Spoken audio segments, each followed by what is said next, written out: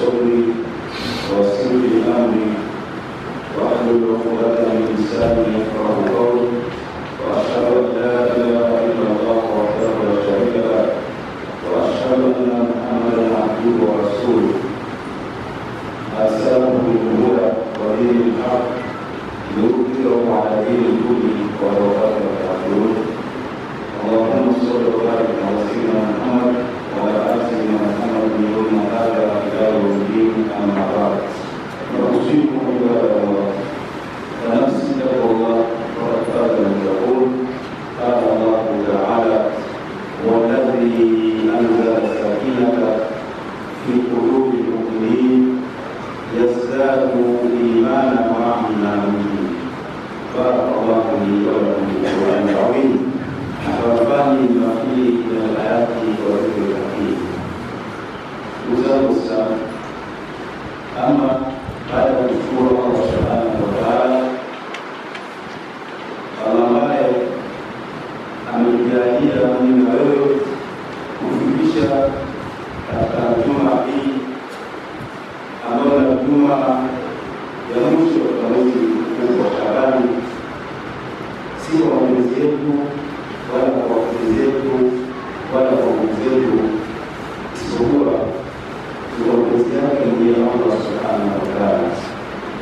Kwa hiyo ndugu zangu, kwa neema hii tunatakiwa kila kwamba ni kushukuru neema za Allah subhanahu wa ta'ala, tuweze kushukuru Allah subhanahu wa ta'ala ajalie katika haya masiku machache yaliyobakia, basi atufikishe katika mwezi mkuu wa Ramadhani, akupe afya zilizokuwa njema, atufungue riziki zilizokuwa nzuri na azikamilishe imani zetu kama anavyotakiwa Mwenyezi Mungu subhanahu wa ta'ala, pamoja na mtumishi wetu Muhammad sallallahu alaihi wasallam.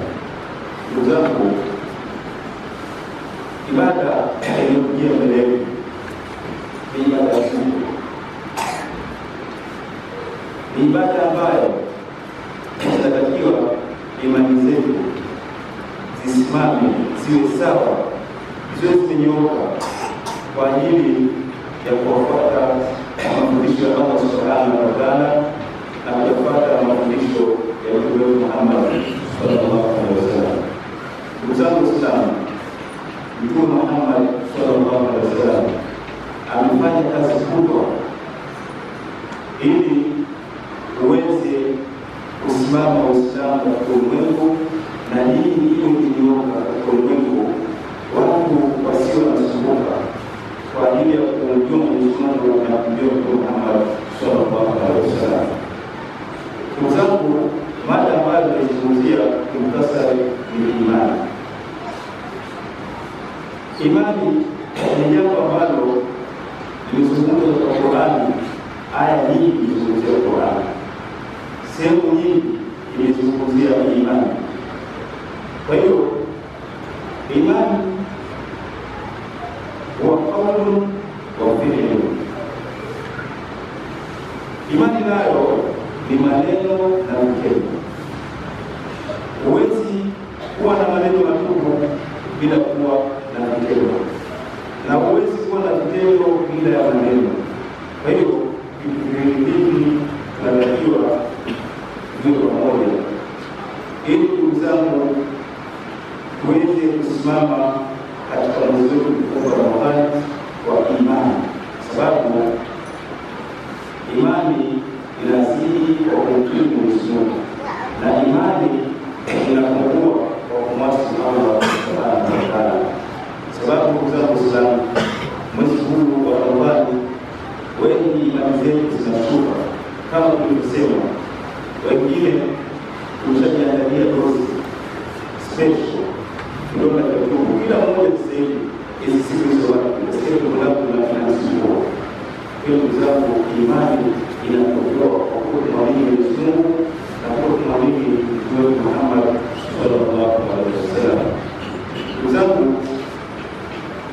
baada Allah Taala amesema, Allah subhanahu wa ta'ala asema wallahi, yeye ni Mungu ambaye anzala sakinata, aliteremsha utulivu fi qulubi almu'minin,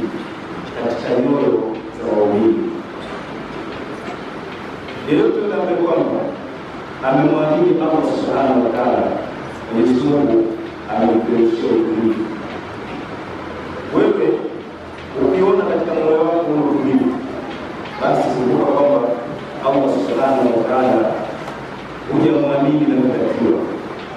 Ukiona unafanya jambo lile ni la dini, jambo lile liwafundisha Mwenyezi Mungu na liwafundisha Mtume Muhammad sallallahu alaihi wasallam, lakini unakuwa baina, yaani mwenyewe thumma amanu thumma kafaru, basi mzao Uislamu unajua kwamba Allah Subhanahu wa Ta'ala bado hajateremsha utulivu katika nafsi yako.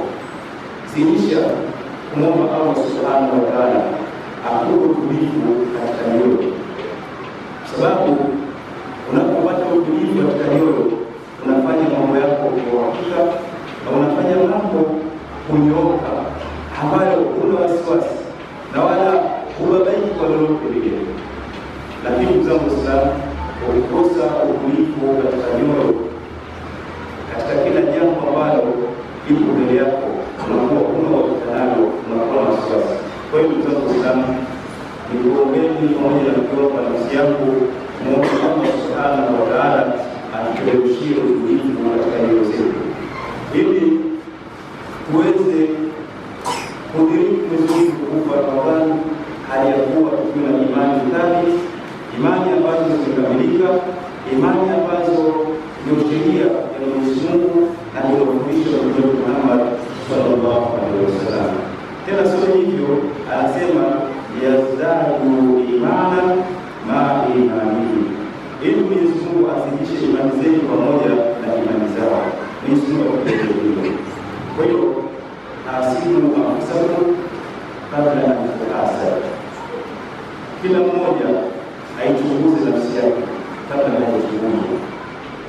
Kama kila mmoja aichunguze nafsi yake kabla hajachunguzwa. Angalia imani yako ikoje, angalia imani yako kwa ajili ya Mwenyezi Mungu na Mtume Muhammad sallallahu alaihi wasallam ikoje, kabla mwingine aje ipima imani yako. Wewe mwenyewe unapata jawabu kwamba imani yako iko thabiti, imani yako iko sawa kwa ajili ya la ilaha illallah Muhammad rasulullah, au imani yako ikoje? Sababu imani inakuwa ni kauli wa fi'li, na imani nayo yazidi wa yankusu. Imani yazidi na kupungua, yazidi utwaa wa yankusu al-maasiya, inazidi kwa toa ya kumtii Allah Subhanahu wa Ta'ala na inapungua kwa kumwasi Allah Subhanahu wa Ta'ala. Kwa hiyo mzangu Waislamu, ili imani zetu zipande, muombeni Mwenyezi Mungu atuepushie maasi, atuepushie maasi, tuweze kumtii Allah Subhanahu wa Ta'ala na kufuata mafundisho ya Mtume Muhammad sallallahu alaihi wasallam, ili imani zetu ziweze kupanda na ziwe juu, ili Mwenyezi Mungu atuweke katika sehemu iliyo nzuri, na sehemu ambayo kwamba amewaahidi wale ambao kwamba wamesimamia dini yao na kuwa watamfuata Mtume Muhammad sallallahu alaihi wasallam.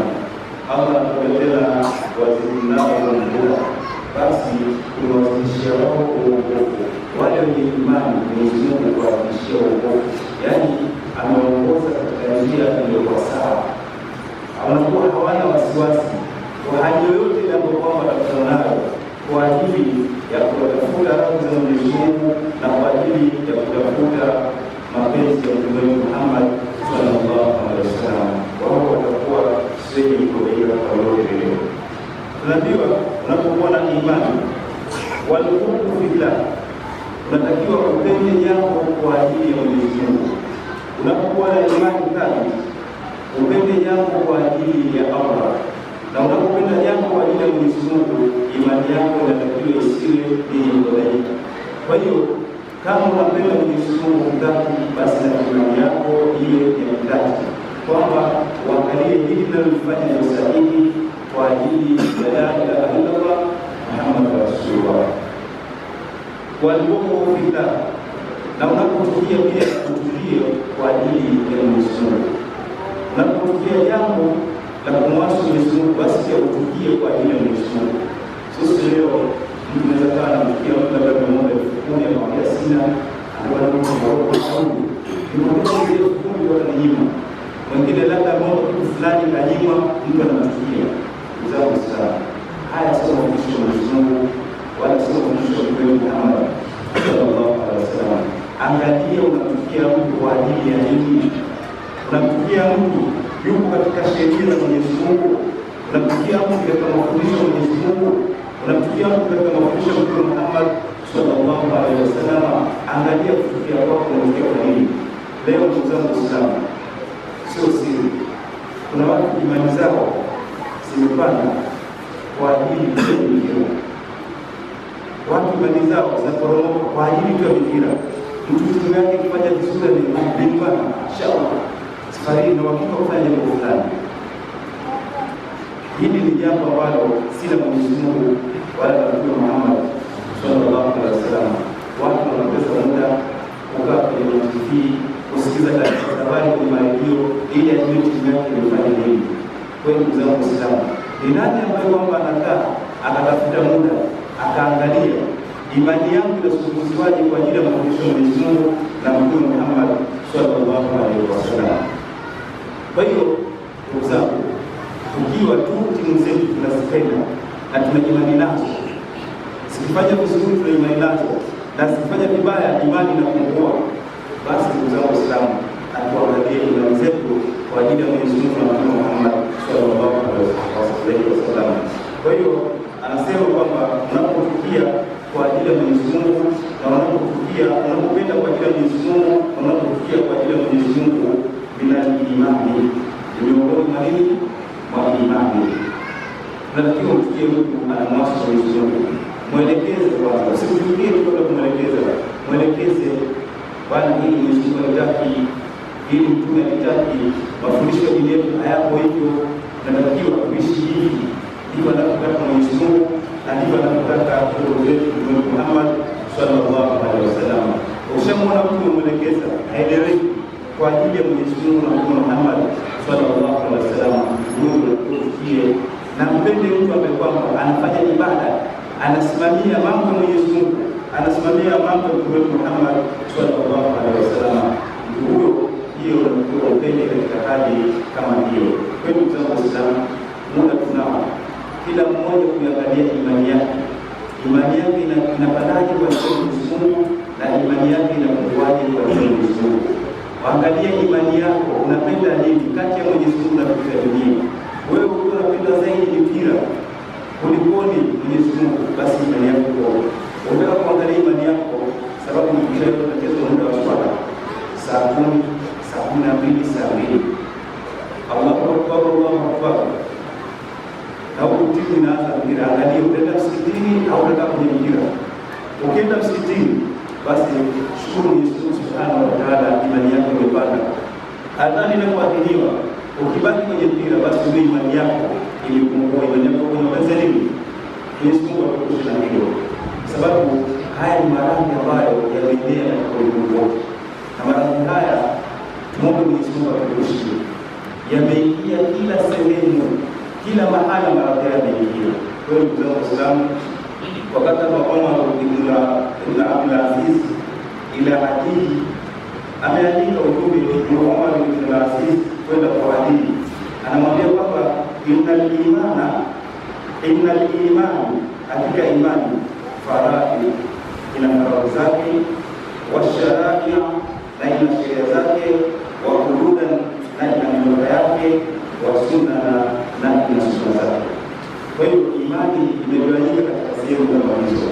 Kwa hiyo kila ambaye anataka kujua imani, basi atakiwa ajue faradhi za imani na ajue sheria za imani na ajue mipaka ya imani na sunna za imani. Anasema kwamba kama istakmala al-iman, na yote yale kwamba atakamilisha hivi tulivyotaja, hivi ambapo tumesema, basi imani yake itakuwa imekamilika. Tuombeeni Allah Subhanahu wa Ta'ala atujalie na sisi imani zetu zikamilike na tuweze kukamilisha ile ambapo tumefundishwa na hawa waumini ambao wamesimamia dini ya Allah Subhanahu wa Ta'ala.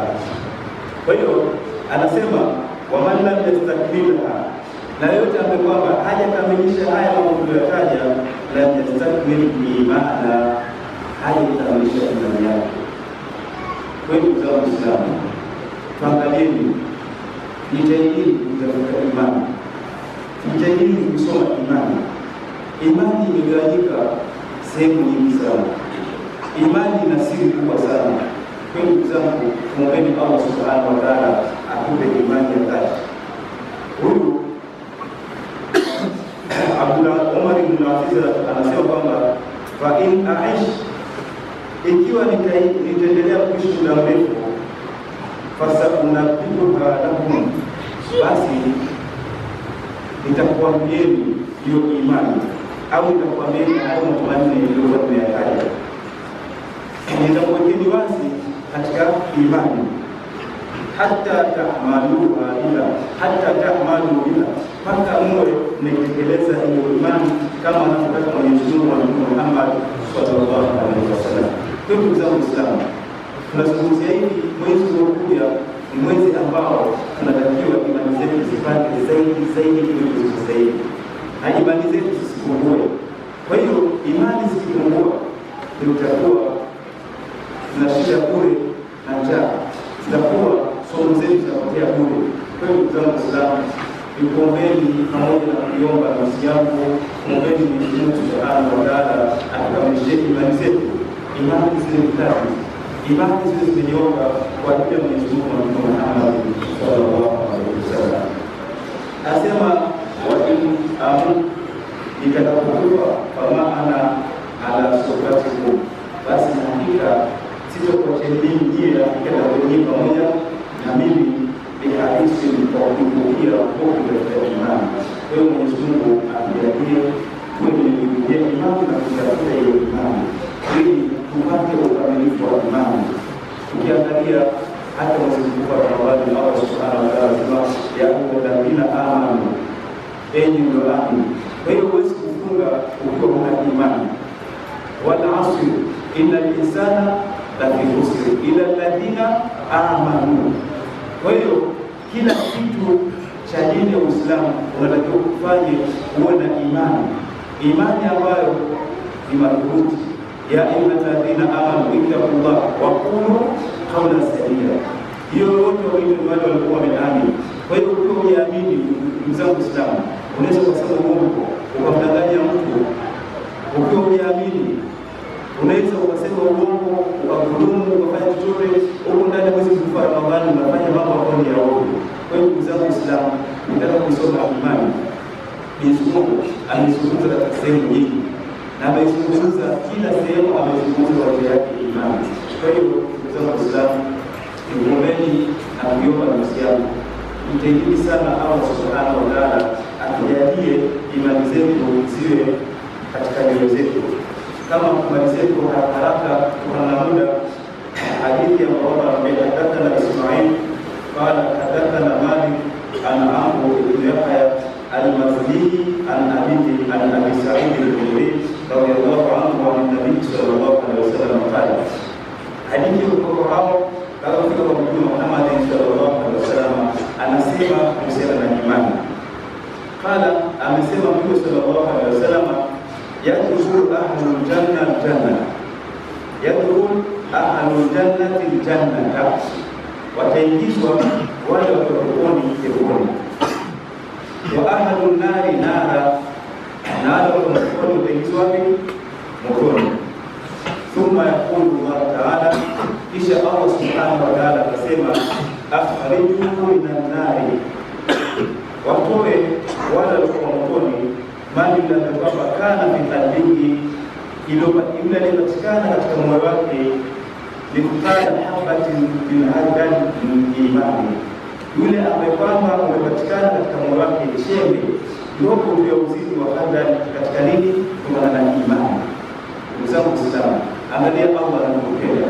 Kwa hiyo ule uzito huu wa hadal ukipatikana katika moyo wako kwa ajili ya imani, Allah subhanahu wa ta'ala ataamrisha upeleke katika moyo wako. Muombe Mwenyezi Mungu akujalie, akupe imani japokuwa ni kidogo, lakini imani hii tuisimamie katika haki, na imani hii tuweze kuitekeleza kwa ajili ya Allah subhanahu wa ta'ala. na kwa ajili ya Mtume Muhammad sallallahu alaihi wasallam. Ndugu zangu Waislamu, tunataka kuzungumzia imani, mada ni ndefu, na tunapozungumzia imani ina njia nyingi, lakini kikubwa ni kuombeni na kuomba nafsi yangu. Tuombe Mwenyezi Mungu Subhanahu wa Ta'ala tutekeleze yale ambayo kwamba anayotaka Allah Subhanahu wa Ta'ala, ili aweze kuongoza mwongozo wa uzuri. Aidha, kwa Muslimu kwa ajili ya Allah jamii